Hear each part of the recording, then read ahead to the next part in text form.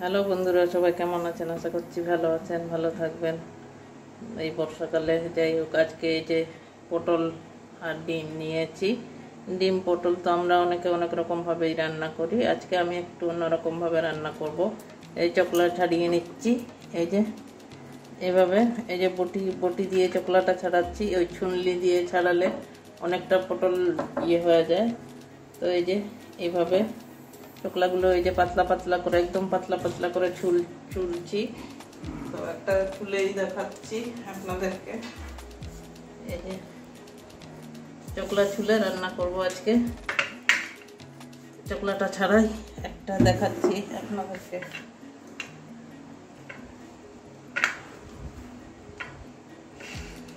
এই যে এইভাবে একদম পাতলা পাতলা করে চকলাটা ছাড়িয়ে নিচ্ছি।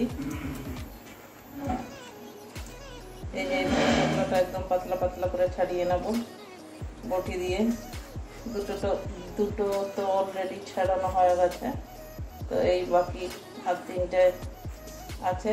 এগুলো একদম এরকমভাবেই পাতলা পাতলা করে এই যে এভাবে ছাড়িয়ে নিচ্ছি। তো আমি সব পটলগুলো এভাবে ছাড়িয়ে নেব। এই দেখুন, পটলটা এইভাবে ছাড়িয়ে নিয়েছি, ছাড়িয়ে ধুয়েও নিয়েছি। এই যে এভাবে। তো এবারে ভিতরে এই যে চকলাগুলো এই যে ছোট ছোট করে ছাড়িয়ে নিয়েছি। তো এবারে এই পটলের ভিতর থেকে বীজগুলো বের করে নেব। এতটা বাদ দিয়ে দিতে হচ্ছে। তো যেমন আমরা পটলের দোরমা করি সেরকমই করব। একটু চকলাটা ছাড়িয়ে নিয়েছি। এখানে রান্না করব, আলুও দেবো একটু। এইভাবে পটলের চকলাটা মানে ভিতরের ইয়েটা একটু সাবধানে বের করতে হবে, কারণ এটা তো পটলটা তো করে নিয়েছি, ছুলে নিয়েছি। খুব সাবধানে বের করতে হবে বন্ধুরা।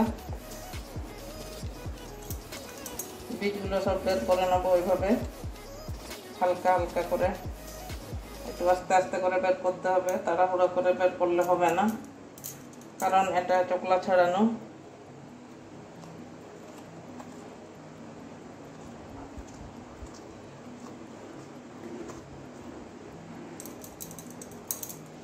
এই যে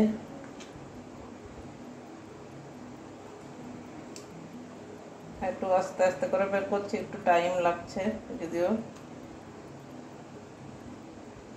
এই যে এইভাবে সব পটলের বীজগুলো এইভাবে বের করে নেবো। যেমন আমরা পটলের দোরমা করি সেইভাবেই করব। এই বীজগুলো সব বের করে নেব।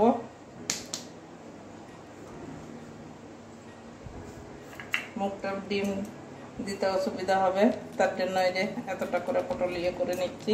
তো এটা অন্য কিছুর সঙ্গে আর একটা বের করে দেখাচ্ছি। এইভাবে সমস্ত পটল থেকে বীজগুলো বের করে নেব আস্তে আস্তে করে।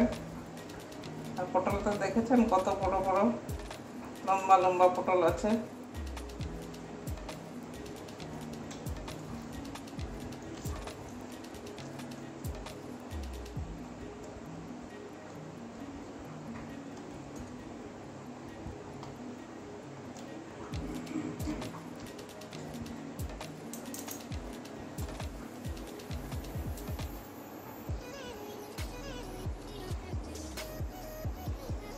এবারে এই যে এইভাবে সমস্ত পটলের বীজগুলো বের করে নেব। এবারে ডিমগুলো ফাটিয়ে নিচ্ছি একটা গ্লাসের মধ্যে। এই কারণে ডিমটা ফাটাচ্ছি, তাহলে আমার ঢালতে পটলের মধ্যে যখন ডিমটা ঢালবো তাহলে সুবিধা হবে। এই কারণে আমি একটা গ্লাসের মধ্যে ডিমটা ফাটিয়ে নিচ্ছি।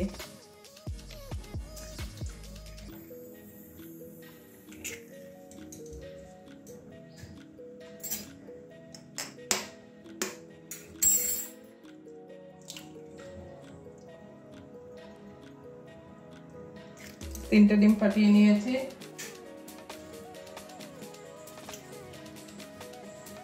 এবারে পেঁয়াজ কুচি দিয়ে দিচ্ছি, একদম ছোট ছোট করে কেটে নিয়েছি। এই যে দুটো বড় বড় লঙ্কা কুচি কুচি করে কেটেছি, এটাও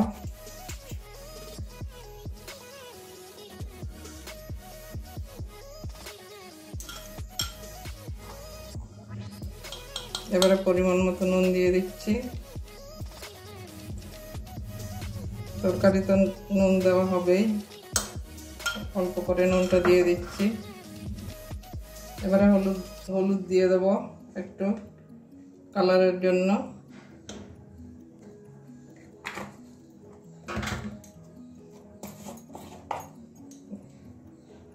ধনে গুঁড়ো একটু দিয়ে দিচ্ছি, একটু বেশি করেই দিচ্ছি, 1 চামচ মতো।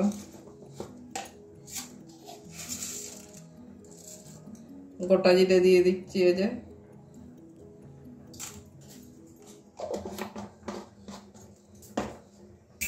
এবার এই যে চামচ দিয়ে ভালো করে ফেটিয়ে নেব। একটু গোলমরিচও দিয়ে দিচ্ছি,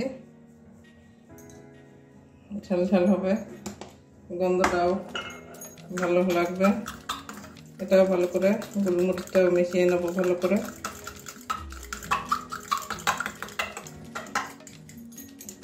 এই দেখুন একটা বাটির মধ্যে পটলগুলো এভাবে সাজিয়ে নিয়েছি, যাতে ফুটলে তো অনেক সময় নড়ে যায়। আর পটলগুলো আমার সোজা না, একটু বেঁকা টাইপের আছে। তো এই যে এইভাবে পটলগুলো সব সাজিয়ে নিয়েছি। আর তার এই যে টাইট করার জন্য 2টো আলু দিয়েছি। একটা আলুকেই 2 ভাগ করে এখানে এর সঙ্গে দিয়ে রেখেছি সাইডে। আর মানে তাহলে আর পটলগুলো পড়বে না, এভাবে সোজা হয়েই থাকবে। এই কারণে এই যে 2টো আলু দিয়ে দিয়েছি। তো ঠিক আছে, এবারে ডিমটা ঢেলে নিই।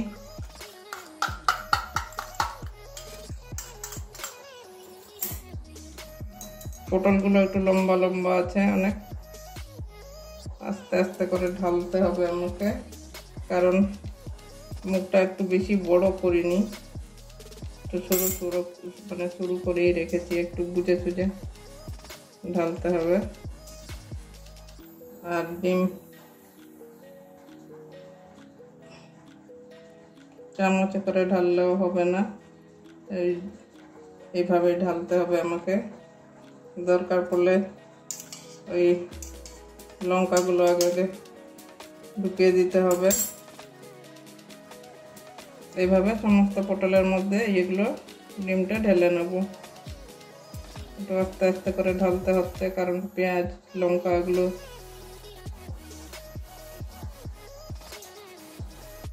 এরকম সমস্ত পটলের মধ্যে ডিমের গোলাটা সব ঢুকিয়ে দিয়েছি। তো এবারে ভাপিয়ে নেব। এবারে গ্যাসটা ধরিয়ে নিচ্ছি, কড়াই জল বসিয়ে দিয়েছি। এবার ডিম পটলটা সিদ্ধ করে নেব। এবার একটু লেবু রস দিয়ে দিচ্ছি কড়াইয়ের মধ্যে, তাহলে কড়াইটা কালো হবে না। লেবুটাও দিয়ে দিচ্ছি, বীজগুলো তুলে নিচ্ছি, নাহলে ঠিকঠাক করে বসবে না বাটিটা।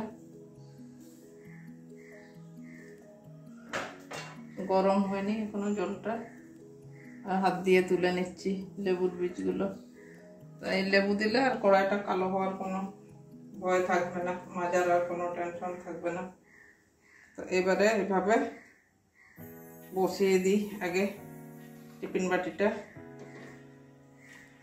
এই আমরা এই পটল তো এইভাবে, ডিম পটল এইভাবেই, অনেক পটলের দরমা করলে এইভাবেই করি। তো তাও দেখিয়ে দিচ্ছি আপনাদেরকে। এবারে একটা সসপ্যান দিয়ে ঢাকা দিয়ে দেব।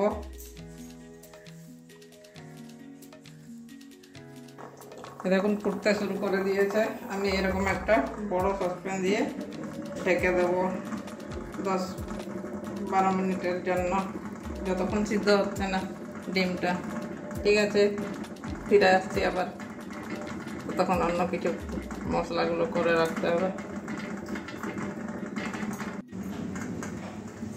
এবারে ঢাকনাটা খুলে নিচ্ছি। এই দেখুন আমার ডিম ভাপাটা হয়ে গেছে। একদম ভর্তি ভর্তি করে দিয়েছিলাম, তার জন্য এই যে উঁচু পর্যন্ত উপর পর্যন্ত একটু যখন শক্ত হয়েছে, তা একটু আপনারা যখন করবেন বন্ধুরা একটু হাফ হাফ করে দেবেন, তাহলে আর কি বেরোবে না। যেগুলো একটু হাফ ছিল এগুলো এইভাবে আছে, এই যে বেরোয়নি। আর যেগুলো একদম ভর্তি ভর্তি করেছিলাম এই যে এইটুকুনো একটু মানে বেরিয়েছে আর কি। এগুলো রান্না করে নেব। তো এবারে নামিয়ে নিচ্ছি একটা, এবারে নামিয়ে নেব। এই যে হয়ে গেছে, পটলটা একদম নরম হয়ে গেছে, মানে এমনি সিদ্ধ হয়ে গেছে। তো ডিম আছে যার জন্য শক্ত আছে, নাহলে ছুললে তো সিদ্ধ করলে তো নরম হয়ে যায়। ঠিক আছে, আমি বাকি রান্নাটা করে মানে বাকি রান্নাটা দেখাচ্ছি। এটা ঠান্ডা করে নিই, এটা একটু সারাশি দিয়ে এটা বের করে নিই, ডিমের ভাপাটা ঠান্ডা করে নেব। জল তো শুকিয়ে গেছে বন্ধুরা, এই দেখুন কড়াইটা একটু কালো হয়নি, তাও কড়াইটা এবারে একটু ধুয়ে নেব জল দিয়ে। এবারে একটা থালার মধ্যে এই যে ঢাকনার মধ্যে বের করে নিচ্ছি। এই যে এভাবে পটল তো নরম হয়ে গেছে, এবারে ভেজে নেব। যদিও পুরোপুরি ঠান্ডা হয়নি, একটু গরমই আছে। তো বাকি পরে বের করছি, আপনাদেরকে আগে দেখাই যে এইভাবে একটু পিস পিস করে নেব একটা ছুরি দিয়ে। গরমই লাগছে। এই যে এইভাবে 3 পিস করে নেব, যেহেতু আমার পটলটা বড় বড় আছে। এই দেখুন এই যে ডিমটা এই যে এইভাবে হয়েছে। এই যে আরো একটা কেটে দেখাচ্ছি। যেগুলো বেরিয়েছে তো বেরিয়েছে, এগুলো তো ডিম। এই যে এইভাবে পিস পিস করে কেটে নেব প্রত্যেকটা পটলই। এই যে পেঁয়াজটা দেখা যাচ্ছে, এই যে একদম কাছের থেকে দেখিয়েছি যদিও। এই যে এইভাবে হয়েছে। তো এইভাবে সবকটা পটল আমি পিস পিস করে কেটে নেব। দেখুন আলু দুটো দিয়েছিলাম, এটাও সিদ্ধ হয়ে গেছে। এই দেখুন এটাও সিদ্ধ হয়ে গেছে। এটা চকলা ছাড়িয়ে এই পটলের সঙ্গেই রান্না করে নেব। ছাড়িয়ে নিই চকলাটা। আলুটাও যে এইভাবে কেটে নিয়েছি ডুমো ডুমো করে। ফ্রাই বসিয়ে দিয়েছি, এবারে সর্ষে তেল ঢেলে নিচ্ছি। পটলটা ভাজবো একটু। তেল গরম হয়ে গেছে, তেলের মধ্যে একটু হলুদ দিয়ে দিচ্ছি, নাহলে ছিটবে, ওই জন্য হলুদটা দিয়ে দিলাম একটু আগে আগে। এবারে পটলগুলো সব ভেজে নেব।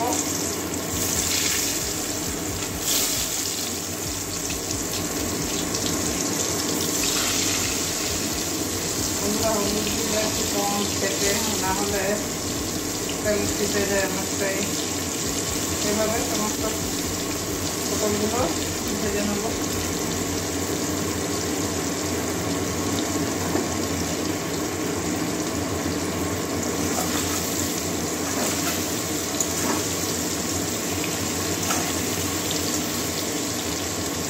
তরকারি করার সময় যেরকম ভাজি ওরকম একটু ভেজে নেব, কারণ এটা তো শুধু ফাটিয়ে নিয়েছি। এবার ভাজা করে নেব একটু। আর একটু হলুদ দিয়ে দিচ্ছি পটলটা কালার হওয়ার জন্য।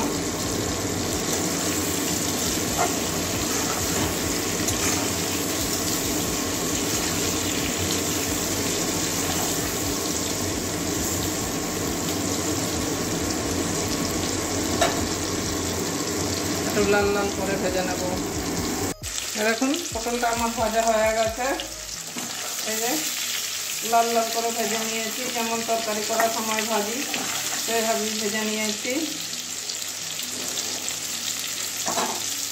এবারে তুলে নেব, তেলটা ঝরিয়ে ঝরিয়ে একটু তুলে নেব। আর এই দেখুন একটু মানে কি বলবো, পটল থেকে ডিমগুলো একটু সরে যায়নি।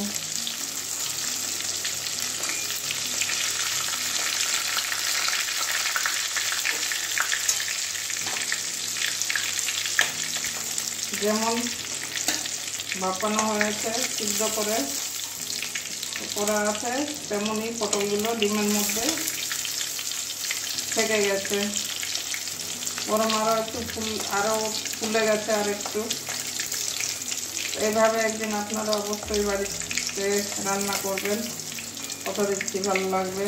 আর বেশি বেশি করে আজকে শেয়ার করার কথা বলছি। এতদিন তো সাবস্ক্রাইব লাইকের কথা বলতাম, আজকে বলছি বেশি বেশি করে শেয়ার করে দেবেন সবাইকে। অল্প উপকরণে অনেক লোকের খাওয়া হয়ে যাবে। তো 2-3 পিস করে খেলে অনেকটাই হয়ে যায়। এবারে আলুটাও একটু ভেজে নেব,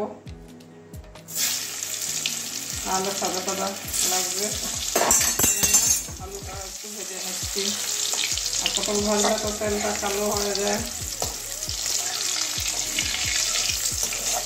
আলুটাও একটু এই যে কালার হয়ে গেল। হলুদ দেওয়া ছিল, এমনি তো সিদ্ধই হয়ে গেছিল। পটল ডিম মানে ডিম পটল যখন ভাপালাম তখনই দিয়েছিলাম বাটির মধ্যে, যেহেতু আমার পটল কম হয়ে যাচ্ছিল, বাটিটা বড় হয়ে গেছিল, তো আটকাবার জন্য এটা আলুটা দিয়েছিলাম। তো এবারে আলুটাও হয়ে গেছে, তুলে নিচ্ছি।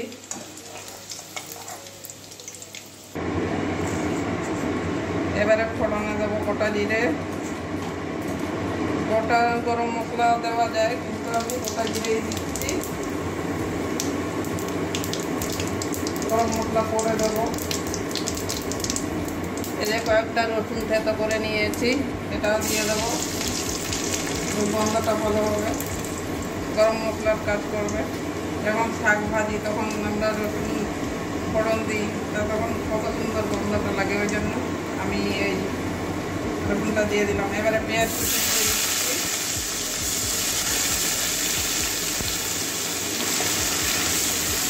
পেঁয়াজটা ভেজে নেবো বাদামি কালার পর্যন্ত।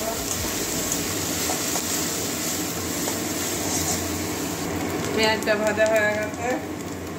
এবারে আদা রসুন একসঙ্গেই পেস্ট করে নিয়েছি, আদা রসুনের পেস্টটাও দিয়ে দিলাম। এটাও ভেজে নেব কাঁচা গন্ধ যাওয়া পর্যন্ত।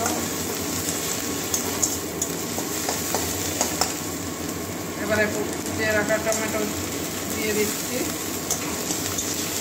এটার সঙ্গেই ভাজা হয়ে যাবে।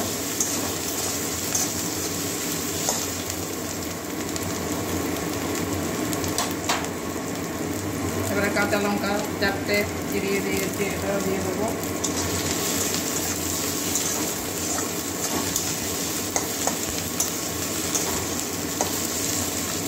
এবারে আদা রসুনের কাঁচা গন্ধ যাওয়া পর্যন্ত ভেজে নেব। আদা রসুনের কাঁচা গন্ধ চলে গেছে। এবারে বাকি মশলাগুলো দিয়ে দেবো। জিরে গুঁড়ো দিচ্ছি 1 চামচের মতো দিলাম। ধনে গুঁড়ো 1 চামচ দিচ্ছি।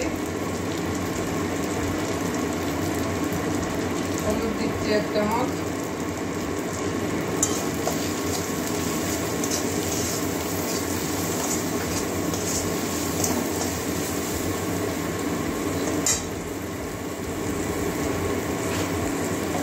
এবারে কাশ্মীরি লাল লঙ্কার গুঁড়ো দিয়ে দিচ্ছি পরিমাণ মতো।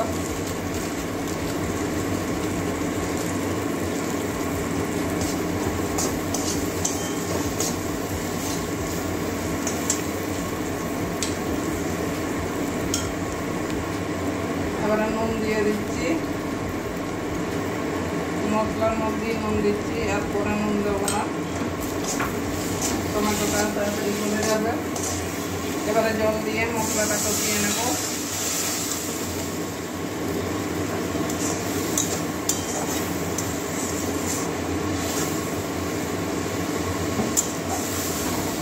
এবারে মশলাটা ভালো করে কষাবো। মশলা থেকে যতক্ষণ তেল ছাড়ছে না ততক্ষণ কষাবো। দেখুন মশলাটা কষানো হয়ে গেছে, মশলা থেকে তেল ছেড়ে দিয়েছে।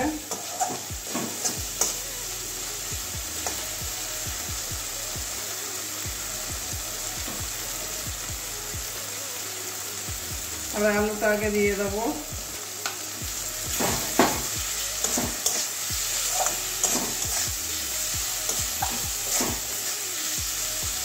পটলটাও দিয়ে দিচ্ছি।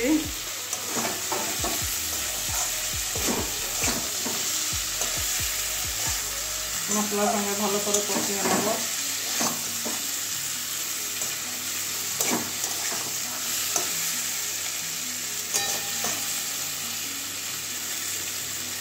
এবারে কিছুক্ষণ কষাপনা ভেজেছি, তো তারপরে আবারও কষালে অনেক টাইম লেগে যাবে। এবারে পরিমাণ মতো জল দিয়ে দিলাম।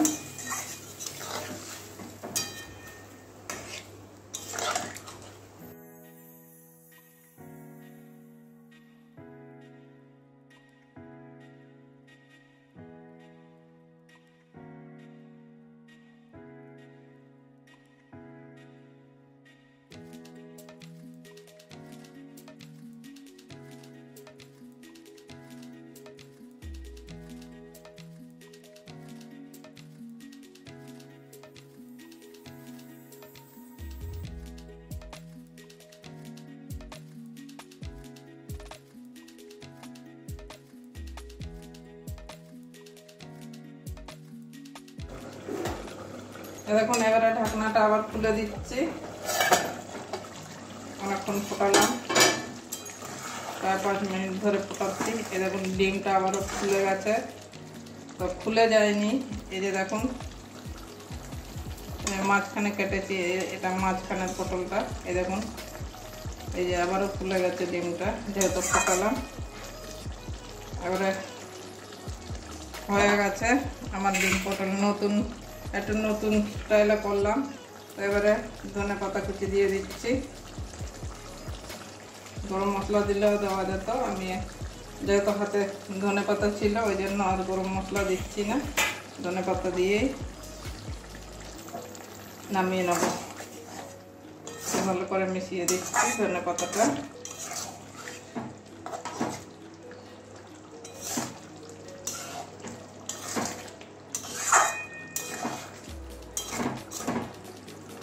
একটু হালকা একটুখানি